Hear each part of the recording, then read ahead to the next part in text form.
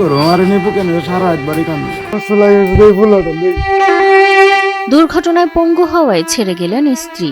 এখন হুইল চেয়ারে বসেই পান বিক্রি করে জীবন চলছে তার। আমার বউ আমার টিয়া পয়সা নিয়ে গেছে গা, এটা বাচ্চার চিন্তা করলো না, কি করুম এখন এই বাচ্চাটা লেগে আমি এখন রাস্তায় পান সিগারেট বেঁচে খাই, আর কি করুম। স্বামীর সাথে সন্তানকেও রেখে যান এ পাষণ্ড মা। পালিয়ে যাওয়ার সময় স্বামীর টাকা পয়সাও সাথে নিয়ে যান বলে অভিযোগ করেন স্বামী। না আমার তো আর কেউ নাই, টিয়া পয়সা যা আছে সব নিয়ে রাখছে, 80-90 টিয়া নিয়ে গেছে।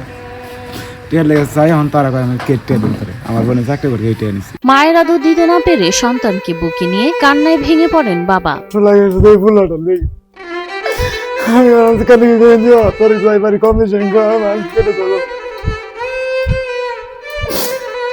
ঢাকার ধামরাইয়ের তাহের মিয়া, যিনি একসময় অটোরিকশা চালাতেন, এক সড়ক দুর্ঘটনায় হঠাৎ পঙ্গু হয়ে পড়েন। এরপরই শুরু হয় তার জীবনের কঠিন অধ্যায়।